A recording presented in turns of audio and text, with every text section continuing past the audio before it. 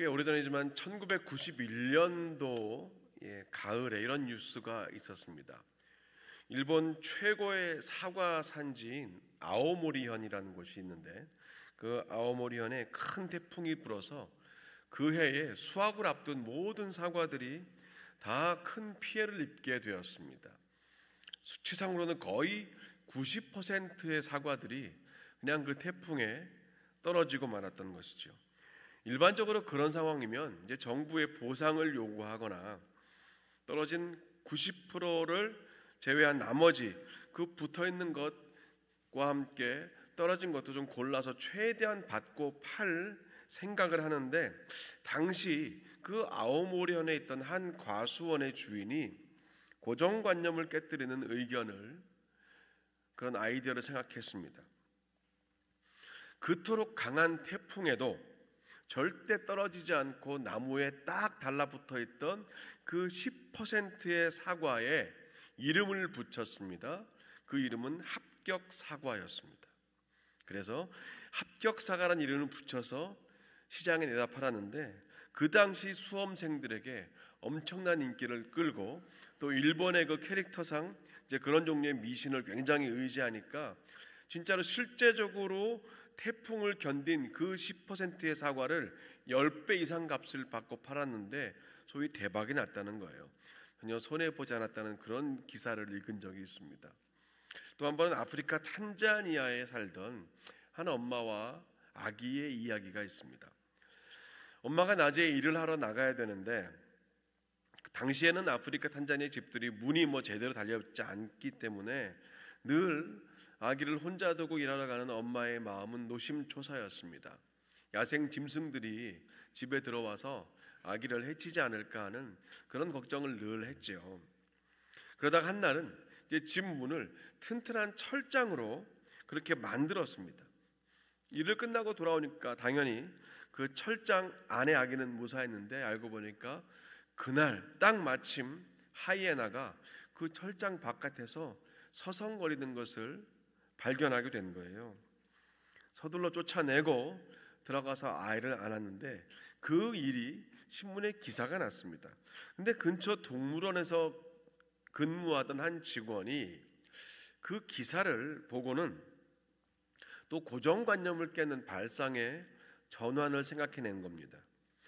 이게 동물과 사람의 역할을 바꾸면 어떨까라는 것이었어요. 동물이 철장 안에 있고 동물원은 사람이 그 밖에서 구경을 하는데, 아예 사람이 철장 안에 있고 철장 밖에 동물이 있으면 어떨까 싶어서 그때 그 동물원 사육사의 아이디어가 나온 것이 사파리 투어라고 합니다. 사람이 철장 안에서 차를 타고 다니면서 철장 밖에 있는 동물을 구경하는 그 사파리 투어가 탄자니아 동물원에서 처음 나왔던 그 고정관념을 깼던 발상의 전환이라는 거죠. 우리가 성경 안에도 보면은요, 이런 상식을 깨뜨린, 그냥 늘 그렇게 항상 마땅히 그렇게 살 것으로 예상되던 것이 깨어진 경우가 굉장히 많이 있습니다. 그 어린 꼬마 다윗이 돌멩이를 던져서 거인 골리앗을 이긴 것은 당시 승리에 대한 고정관념을 완전히 바꾼 일이었죠. 또 백약이 소용없던 그 나아만 장군의 문둥병이 요단강에 몇 번 들어갔다 나온 것으로 깨끗하게 나았던 그 사건은 그 당시 치료에 대한, 병 나음에 대한 고정관념을 깨뜨렸던 사건이기도 했습니다. 아브라함이 100세에 낳은 그 금쪽 같은 아들 이삭을 그 아브라함이 정말로 죽이려고 칼을 들었던 그 장면과 그 사건은 자식 사랑에 대한 고정관념을 깼던 일이었어요. 팔려왔던 어린 죄수 요셉이 대애굽의 총리 대신이 되고 한 나라를 다스렸던 그 놀라운 사건은 정치공학의 고정관념을 깨뜨린 사건이었습니다. 신약으로 와도 여러 가지가 있죠. 나무 위를 올라갔던 삭개오나 군중의 그 틈을 뚫고 예수님께 다가왔던 그 혈루병 걸린 여인 그 모습이나 귀한 향유옥합을 예수님의 발 앞에 쏟아부었던 그 마리아나 또 박해자가 사도가 되어버린 그 바울의 사건의 이야기들, 전부 다 틀과 상식을 한참 벗어난 그런 일들이 성경 안에는 굉장히 많이 있다는 겁니다. 전 그 중에서 한 사람, 틀에 갇히지 않고 고정관념에 묶여있지 않았던 성경의 인물 중에서 고넬료라는 이 인물이 한번 여러분과 같이 집중해 보고 싶습니다. 고넬료는 가이사랴 도시의 전체 수비를 책임지고 있던 그 백부장 중에 한 명이었습니다. 로마 혈통을 가진 이탈리아 사람 이 고넬료는 당시에 가이사랴에 있던 다른 많은 장교들과는 완전히 달랐습니다. 상식적으로 보면 유대 사람들이 지금 자신들을 지배하고 있는 로마의 종교와 그 풍습과 법을 따라야 되는 것이 자연스럽고 마땅했는데 고넬료는 그렇지 않았다는 거예요. 이방인인 이 고넬료의 회심과 그의 신앙에 대한 기록이요, 사도행전 10장 1절부터 11장 18절까지 굉장히 길게 기록이 되어 있는 것을 봐도 이 고넬료라는 인물이 사도행전적인 이 복음의 사건에서 얼마나 중요한 의미를 가지고 있는가 성경의 분량만 보아도 우리가 충분히 예상할 수 있지 않습니까? 10장 2절하고 10장 22절을 보면 이 백부장 고넬료를 경건한 사람으로 쭉 말하면서 여러 가지를 설명합니다.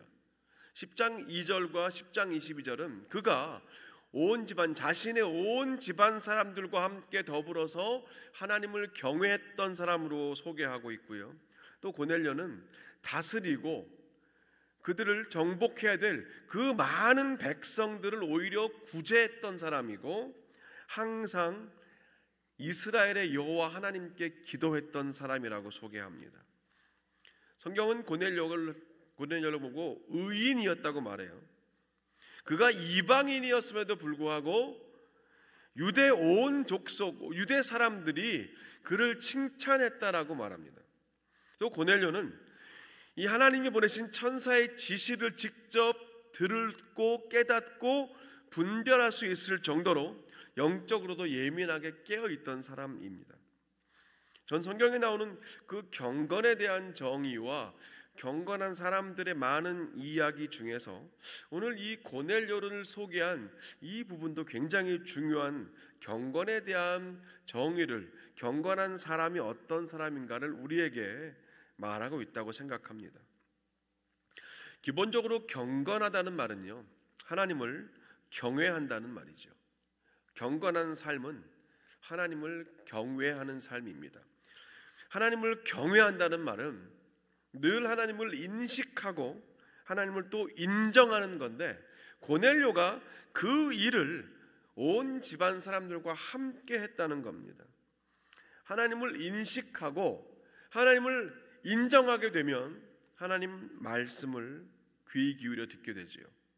그 말씀 안에서 하나님의 뜻을 발견하게 되는 것이 바른 경건의 삶인데, 그런 바른 경건은 반드시 흘러가게 되어 있다는 겁니다. 고넬료는 그것을 구제라는 이 방법을 통해서 많은 사람에게 흘려보냈고, 백부장이라는 자신의 위치와 상관없이 하나님을 아는, 하나님을 경외하는 사람으로서 그렇게 피지배 민족과의 관계를 맺었기 때문에 그들로부터 진심 어린 존경을 받았던 그런 사람이 고넬료라고 성경은 말합니다. 그래서 이 경건함, 경건하게 산다는 것은요, 우리가 틀을 깨는 참 중요한 도구인 것 같아요. 아까 제가 말씀드렸던 성경의 그 틀을 깼던 인물들은 전부 다 그 경건한 삶을 산 사람들이었습니다. 하나님과의 관계, 하나님 말씀에 순종하고 하나님의 사명을 받아 사는 그 경건한 사람들이 우리가 오늘 보는 틀을 깨는 사람들이었다라는 거죠. 오늘 백부장 고넬료도 경건한 사람이었기 때문에 틀을 깼습니다. 다른 말로 하면 아무리 고정관념을 벗고 틀을 좀 깨라고 강조하고 강요해도 경건이 바탕이 되어 있지 않으면 하나님이 기뻐하시는 그 틀을 깨는 일을 할 수가 없다는 말입니다. 성경에 의하면 그렇다는 거예요. 저는 오늘 성경이 증거하고 있는 고넬료가 깨뜨린 세 개의 틀을 이렇게 한번 간단하게 정리해 보았습니다. 첫 번째, 고넬료는 권위의 틀을 깨뜨린 사람입니다. 권위가 무엇이냐? 이 충분히 권위를 부릴 수 있는 권위적인 사람이 될 수 있었던 사람이 이 고넬료인데 정반대의 방향으로 움직여 살았다는 거죠. 피지배국 그들의 신을 섬기고 그 신의 가르침대로 살았습니다. 그들과 함께 어울리기를 주저하지 않았고 그들을 구제하는 삶을 살았어요. 함께 먹고 모이고 예배했습니다.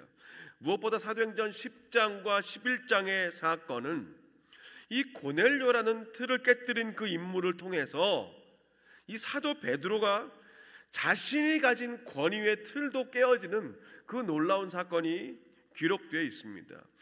권위의 틀을 깨뜨린 고넬료를 통해서 베드로의 권위가 깨지는 사건이 오늘 10장과 11장에 나온 이 놀라운 사건입니다. 베드로가 누굽니까? 그 누구보다 예수님을 가까이에서 본 사람입니다. 예수님 말씀을, 예수님의 표정을, 예수님의 일거수일투족을 그 누구보다도 가까이 지켜봤던 사람입니다. 예수님을 통해서 베드로는 이미 권위가 깨진 것을 봤습니다. 하나님이신 그분이 이 땅에 내려오셨고 모든 것을 할 수 있는 분이 하나님의 영광과 하나님의 뜻을 위하여 아무것도 하지 않는 그 십자가의 자리까지 달려가시는 것을 베드로는 정확히 지켜본 사람이에요. 이 고넬료도 그 예수 그리스도의 복음을 받은 사람이기 때문에 예수님이 이 땅에 오신 그리고 우리를 위해 베푸신 그 깨뜨려 버리신 권위를 정확히 봤기 때문에 고넬료도 그 삶을 살았던 건데 오히려 베드로가 아직 버리지 못하고 있는 한 가지 권위적인 삶의 부분이 있었습니다. 그것은 유대인들을 넘어서 이방인을 향한 하나님의 나라와 예수 그리스도의 복음이 전해지는 것을 그가 아직은 받아들이지 못하고 있었다는 거죠. 오늘 사도행전 10장 이전까지 베드로는 자신의 목숨을 또 자신의 생명과 삶을 복음을 위해 내어드렸지만 그러나 그 복음이 땅 끝까지 이뤄야 한다는 예수님 말씀에 담겨있던 이방인, 사람, 땅 끝의 틀을 그 유대인이라는 권위를 깨뜨리지 못하고 있었다는 것입니다. 마치 지난 주일 말씀처럼 그 가버나움 집 안에 있던 그 바리새인과 서기관들처럼 같은 시간, 같은 공간, 같은 사건을 경험해도 그 권위의 틀을 전혀 깨뜨리지 못했던 것과 연결된다고 볼 수도 있습니다. 그래서 하나님은 이 베드로가 요빠라는 지역에 있던 그 가죽 장인이었던 무두장이라고 부르던 그 시몬의 집에 머물 때 그 시몬의 집 옥상에 있을 때 하나님이 베드로에게 먼저 환상을 보여주시죠. 하늘에서 큰 보자기 같은 그릇이 내려오는데 그 안에는 유대인들이 절대로 먹지 않는 온갖 부정한 율법적으로 속되고 깨끗하지 않은 짐승들이 들어있었습니다.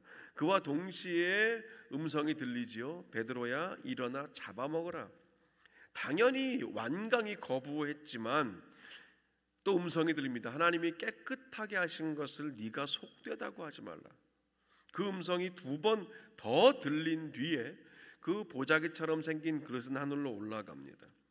이 불쾌하고 꺼림직한 환상 때문에 베드로가 의아해하고 있을 때 어떤 일이 일어납니까? 바로 그 시간에 대문 밖에 고넬료가 보낸 사람들이 베드로를 찾고 있었습니다. 이미 그 전에 하나님은 고넬료의 기도 가운데 나타나셔서 요빠로 사람들을 보내라, 무두장이 시몬의 집에 머물고 있는 베드로를 데려오라고 말씀하셨기 때문입니다. 자, 베드로가 그들을 따라서 고넬료의 집으로 가지요. 그때 고넬료는 이미 자신의 가족들과 모든 친척들과 친구들까지 다 모아놓고 간절하게 베드로를 기다리고 있었습니다.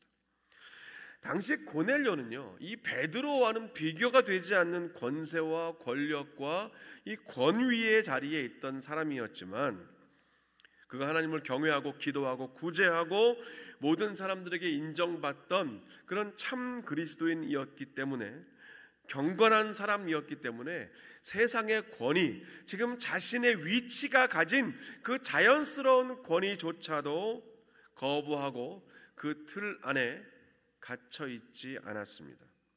그래서 이어지는 장면에서 우리는 두 번째 고넬료가 깨뜨린 틀을 발견하게 됩니다. 고넬료는 자존심의 틀을 깨뜨렸습니다. 베드로가 집에 들어왔을 때 고넬료의 행동은 놀라운 것이었습니다. 베드로의 발 앞에 엎드려서 절을 했다라고 성경이 말해요. 이건 단순히 겸손한 게 아니라요, 실제 사회 문화적으로 볼 때 죽음을 각오한 행동입니다. 고넬료가 베드로 앞에 엎드려 절한 것은 고넬료의 목숨을 걸고 한 행동이에요. 오직 로마의 황제 앞에서만 엎드려야 할 로마 군대의 장교가 피지배 민족의 종교 지도자 앞에 엎드려 절을 했다는 것은, 이건 걸리면 파면이나 사형감입니다.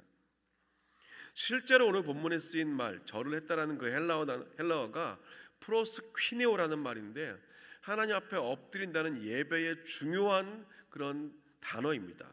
예배에서 쓰이는 중요한 단어가 이 프로스퀴네오, 하나님 앞에 엎드리다인데, 지금 고넬료가 베드로 앞에 그렇게 엎드렸다는 거예요. 근데 고넬료는 경건한 사람이었어요. 사람을 두려워하지 않았습니다. 하나님을 두려워했습니다.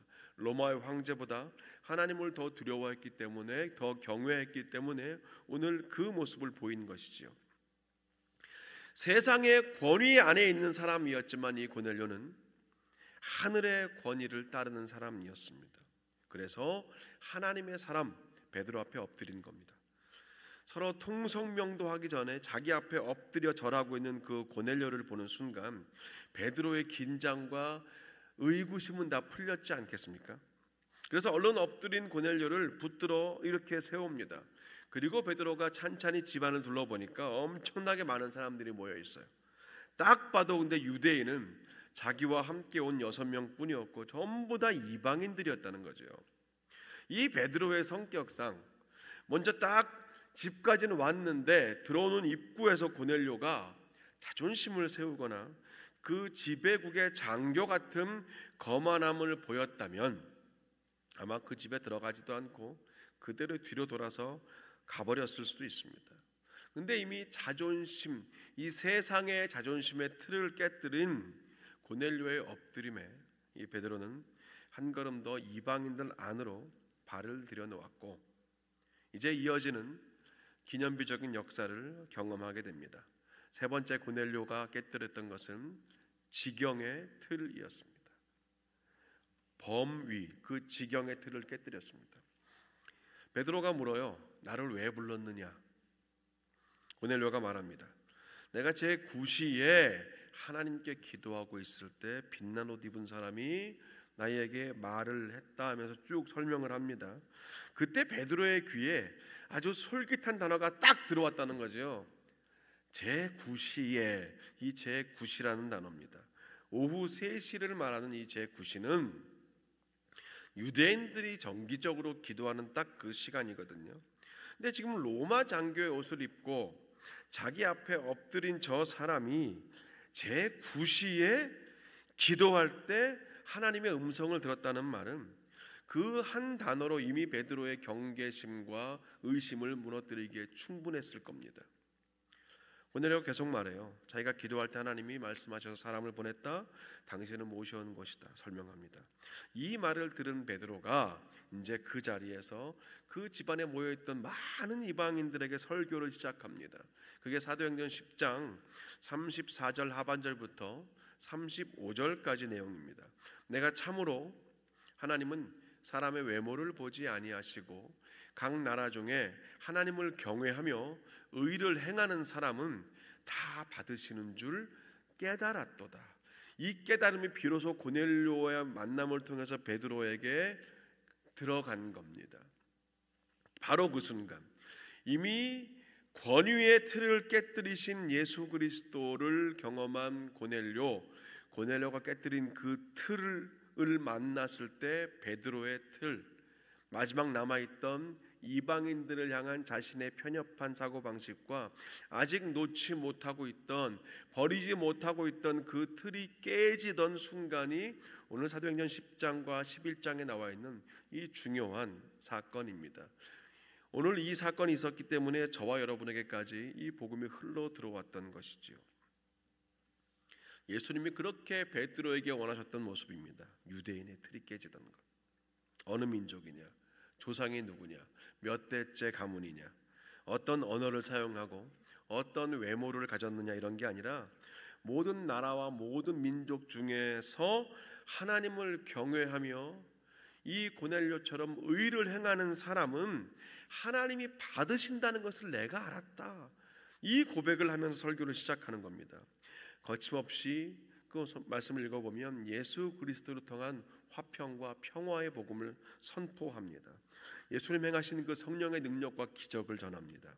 이 십자가 죽음과 부활을 전하면서 이 예수 그리스도를 믿는 자들은 누구나 예수의 이름을 힘입어서 죄 사함 받는다, 이 복음을 그 자리에서 전하게 되지요.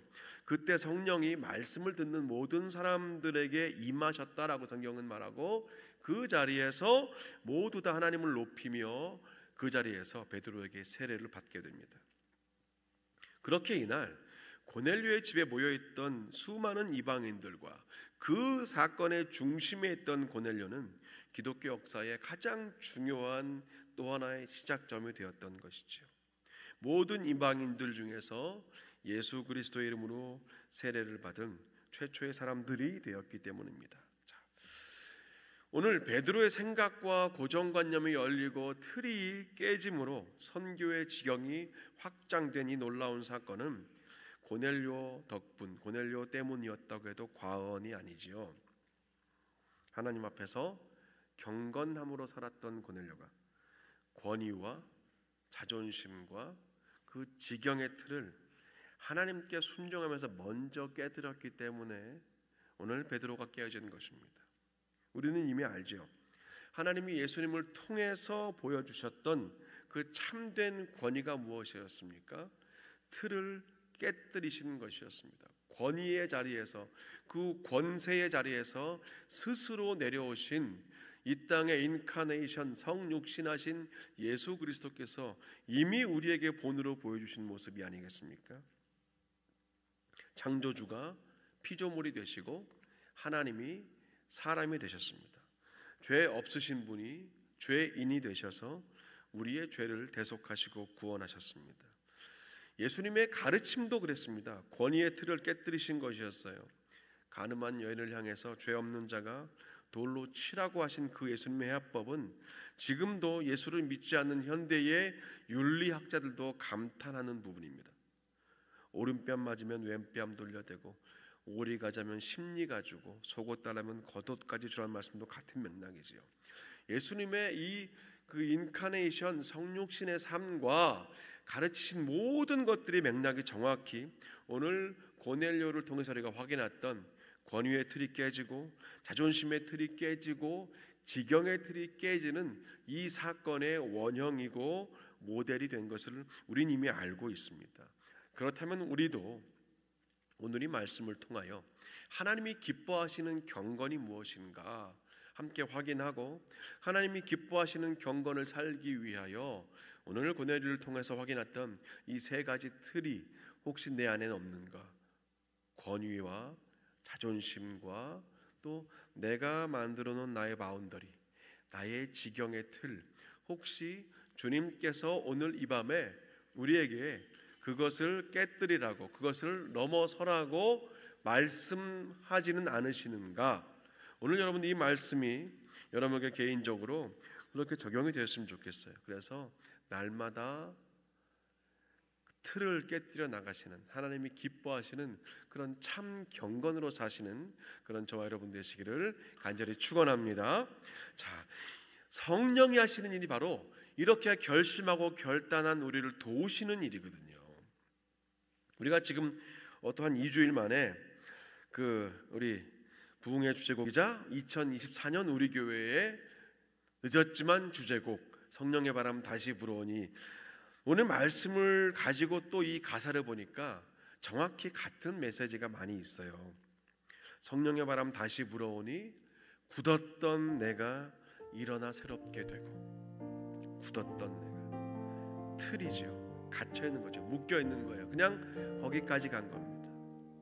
로마 군대 백부장인데, 아니 내가 유대인인데, 이런 틀 안에 갇혀있던 모습 우리에게 있다면, 그 굳었던 내가 성령의 바람 다시 불어오시면 다시 일어나 새롭게 되는 거죠. 성령의 바람 다시 불어오니 광야의 길을 사막의 강을 내시리. 광야가 무엇입니까? 사막이 무엇입니까? 굳어있는 곳입니다. 단단한 곳입니다. 늘 변함없이 그런 모습을 보이는 것, 그곳이 바로 광야와 사막인데, 성령이 하시는 일은 그 광야의 길을 내시고 사막의 강을 내시는 거예요. 틀이 깨지는 역사입니다. 주의 생기가 사방에서 불어올 때 죽었던 영혼들, 그 틀 안에서 굳어져 죽었던 영혼들이 다시 돌아와 살리는 역사. 오늘 이 말씀과 연결하여 이 곡을 다시 한번 여러분들 묵상하시면서 또 부르시면 또 더 큰 은혜가 있을 줄 믿습니다. 우리 함께 이 시간 같이 이 곡 같이 고백하실 때에 부르시는 가운데, 먼저 내 안에 있는 굳어있는 곳은 없었는가, 하나님 앞에, 이 말씀 앞에, 또 이 찬송의 고백 앞에 나아가시면서 우리 그렇게 좀 먼저 우리 찬송이 나의 믿음이 되고 나의 기도가 되고 하나님을 향한 오늘 나의 선포가 될 수 있으면 좋겠습니다. 우리 함께 고백합시다.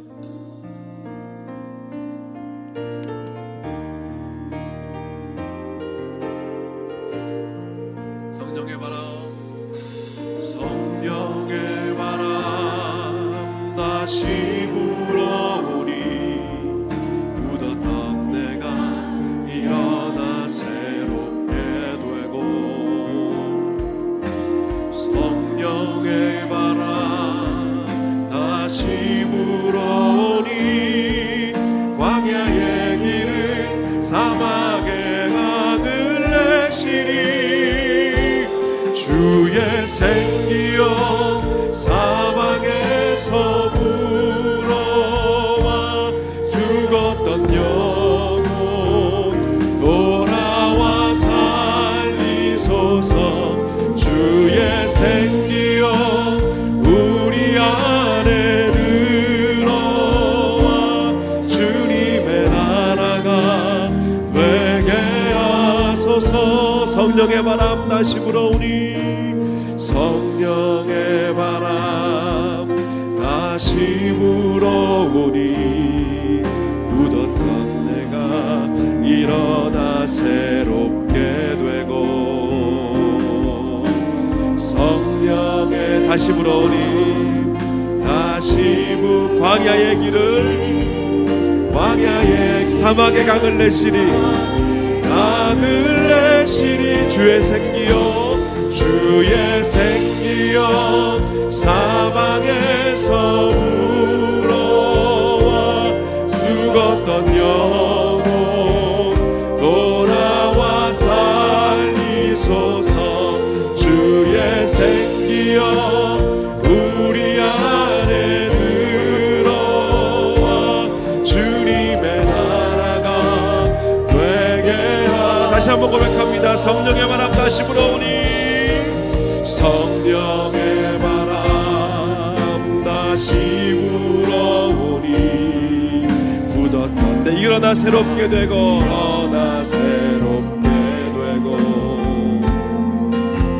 성령의 바람 다시 불어오니 광야의 길을 사막의 강을 내시니, 주의 생기여 주의 생기여 사방에서 불어와 죽었던 영혼 돌아와 살리소서.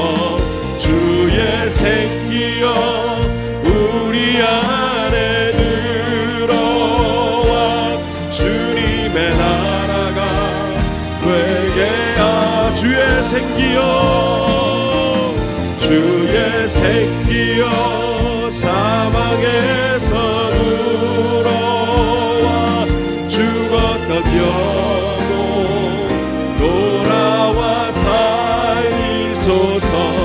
주의 새끼여 우리 안에 들어와 주님의 나라가 되게 하소서. 함께 시간 오늘 말씀 붙들고 기도할 때에 먼저 시간 나에게 집중합시다. 하나님, 내 안에 굳어있는 영역은 없는지, 하나님 오늘 말씀 가운데 내 삶의 틀을 깨뜨리기 원하시는 그런 부분은 없는지, 그것이 어떤 우리의 습관이든지 우리의 생각이든지 우리의 행동이든지 타성에 묶여있는 영역은 없는지 함께 이 시간 주님께 이 말씀과 이 기도 제목을 가지고 나아갑시다.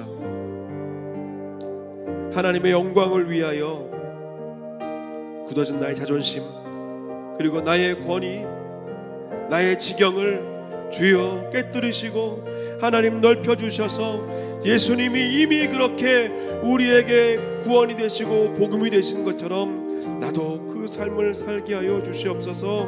함께 시간 자신을 위해서 기도하시겠습니다. 아버지 하나님 감사합니다. 하나님 오늘도 주께서 가운데 하시는데 아버지 하나님 사모합니다. 아버지 하나님 주께서 우리에게 하신 이 말씀과 하나님의 찬양을 아버지 하나님 주의 역사를 주시옵소서. 아버지 하나님 아버지 하나님 나에게 구별했던 것 없습니까? 하나님 우리의 생각과 우리의 행동과 하나님 우리의 삶의 구석구석에 하나님 잘못된 권위와 그런 잘못된 자존심과 하나님 너무 좁아져 있는 그런 지경에 아버지 하나님 묶여 있다면 하나님 오늘 은혜를 통해서 베드로가 깨어진 베드로를 통해서 아버지 하나님 주의 복음이 바울과 함께 이방으로 열방으로 나아가게 되는 놀라운 일이 하나님 일어나듯이 아버지 하나님 오늘 이 밤에 우리에게 아버지 하나님 그 일을 이루어 주시옵소서. 아버지 하나님 우리의 생각과 아버지 하나님 우리의 습관과 우리의 말 하나님 우리의 행동 가운데 하나님의 영광을 가로막는 것은 없는지 아버지 하나님 이 시간 돌아봅니다. 주여 오늘 이 말씀으로 우리가 다시 한번 주 앞에 고백하며 나아가게 하여 주시옵소서. 우리 계속해서 기도하실 때에 이 말씀이 우리 가정과 우리 교회 공동체 안에 적용될 부분은 없는가? 우리 좀 생각을 넓히고 기도의 제목을 넓혀보았으면 좋겠습니다. 우리 가정 안에, 나의 일터 안에, 나의 삶의 현장과 또 특별히 우리 공동체들 안에 굳어있는 영역, 들을 깨뜨리지 못한 것, 타성이 묶여 있어서 이미 주님은 우리에게 본을 보여주셨는데 여전히 우리는 고집하고 있는 그것은 없는지 하나님의 영광을 위하여 주의 나라와 복음을 위하여 혹시 그런 것이 있다면 이 시간 우리 함께 기도하며 주 앞에 간구하며 나아갑시다. 같이 기도하시겠습니다. 하나님 우리 가정과 하나님 우리